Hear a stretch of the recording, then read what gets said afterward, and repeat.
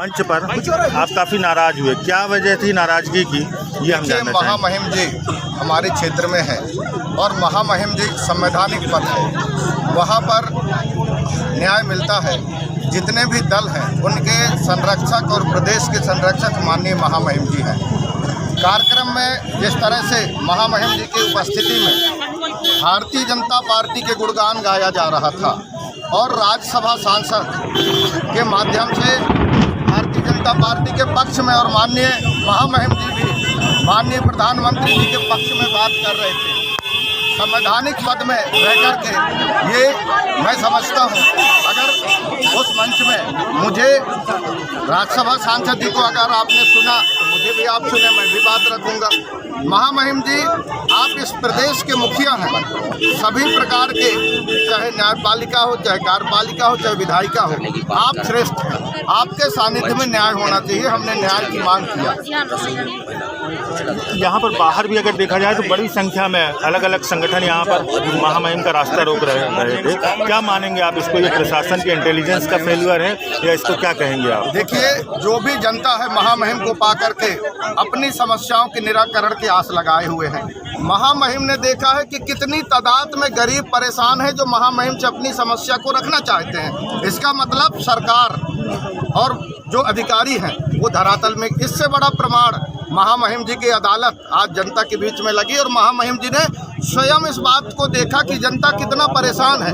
अब महामहिम जी से मेरा प्रार्थना है, आप संवैधानिक पद में हो, जनता कितना त्राही त्राही है, किन विषयों को लेकर आपसे मिलना चाह रहे हैं, आप बता दें। मैं आंसू निकल जाता है जब सुनता हूं उन समस्याओं को। राजनीति विषय है ही नहीं, ये विषय है जनता का विश्वास और जनता के काम करने का। महामहिम जी ने देखा है कितना जनता अपनी अपनी बातों को लेकर उनसे मिलना चाह रहे हैं। अब महामहिम जी से अनुरोध है कि जनता को आपके सानिध्य में न्याय मिले, भारत के संवैधानिक सुरक्षा आपके सानिध्य में मध्य प्रदेश में बनी रहे, इसके लिए काम करना चाहिए। ऐसे कौन से विषय थे जिनको आप रखना चाहते थे, आपको अवसर नहीं मिल पाया जिस कारण आप बिखरे? देखिए, आज जिस तरह से महामहिम जी ने बात की है वन अधिकार पत्र पे, 2006 से कानून है, आज 2021 है, कितना साल हो गया, लगभग 15 साल हो गया। महामहिम जी को स्पष्ट पता है कि सुप्रीम कोर्ट ने ऑर्डर किया था कि मध्य प्रदेश में 3.5 लाख पट्टा जो अपात्र कर दिए गए हैं। जब मैं मंत्री बना तो सुप्रीम कोर्ट में हमने अपना वकील खड़े किया और कहा कि वन अधिकार पत्र में पिछली सरकार ने निरस्त किया है, मैं नया सरकार में मंत्री बना हूं, मुझे मौका मिलना चाहिए समीक्षा करने का। उसकी आप पट्टा बांट रहे हैं, आप सच्चाई की बात करें। अब मैं आज खुला कहना चाहता हूं, मैं राजनीतिक द्वेषता से बात नहीं करता, अगर कहीं गलती है तो उसको आप रखें, यही लोकतंत्र का स्पष्ट नीति है। दूसरी तरफ आज आप स्वास्थ्य की बात कर रहे हैं, कितनी समस्या है बजाग में, डिंडोरी में। मैंने अपने विधायक निधि से जो पैसा दिया वो व्यवस्था अस्पतालों में नहीं हो पा रही है। पानी की व्यवस्था है, गरीबों की रोजगार की व्यवस्था है, यहाँ पिछड़े वर्गों का पैसा नहीं आ रहा है रोजगार के। अरे भैया, वर्ग संघर्ष क्यों करा रहे हो? मेरी प्रार्थना है इस देश में वर्ग संघर्ष मत कराइए, सबका अगर जो मेहनत कर रहा है उसका पैसा भेजिए।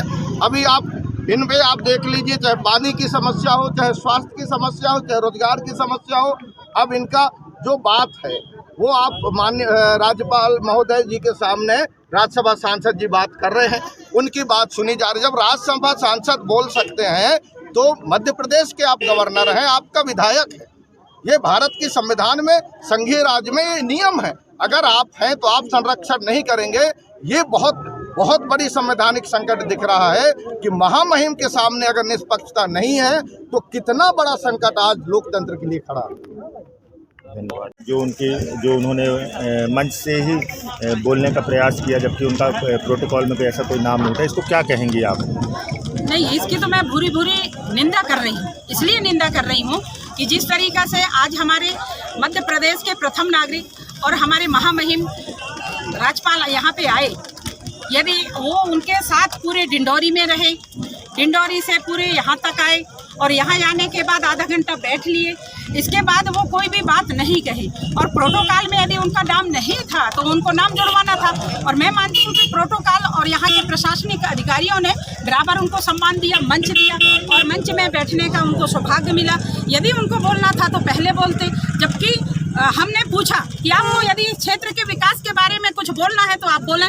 उन्होंने इनकार कर दिया, आप बोले। मैंने बोली प्रोटोकॉल के हिसाब से, चूंकि मैं पूरे मध्य प्रदेश के प्रतिनिधित्व कर रही हूँ, तो इस नाते आज मुझे बोलने का सौभाग्य मिला। और एक आज रानी दुर्गावती की आज जन्म जयंती के अवसर पर आज हमारे गवर्नर जी आए, ये बहुत बड़ी बात है। और पहली बार चाड़ा में कोई गवर्नर आए, और वो भी आदिवासी, इसलिए कि आदिवासी बहुल क्षेत्र है और आदिवासी कैसे रहन सहन है इनका, कैसे बोली भाषा है इस क्षेत्र का, ये सारी चीज़ें देखने आई।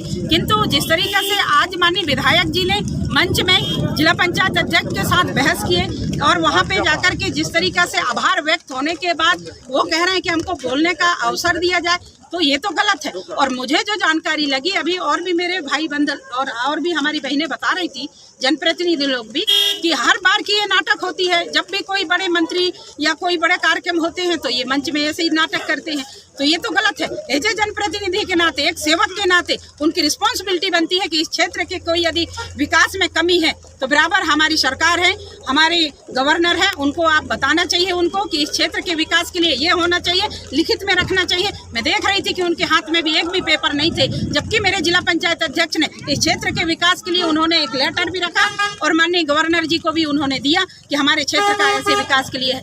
ऐसे विरोध करने से क्या होगा, ऐसे झूठी वाही लेने से क्या होगा। यदि हम जनप्रतिनिधि थे, हमारी नैतिक जिम्मेदारी बनती है कि हमारी जो समस्याएं हैं उसको हम उचित प्लेटफार्म में रखें। और अभी जो रसोईया बहनें ने कहा कि हम लोग पूरे जिले भर की रसोईया बहनों को यहाँ पे बुलाया गया, क्यों बुलाया गया भाई?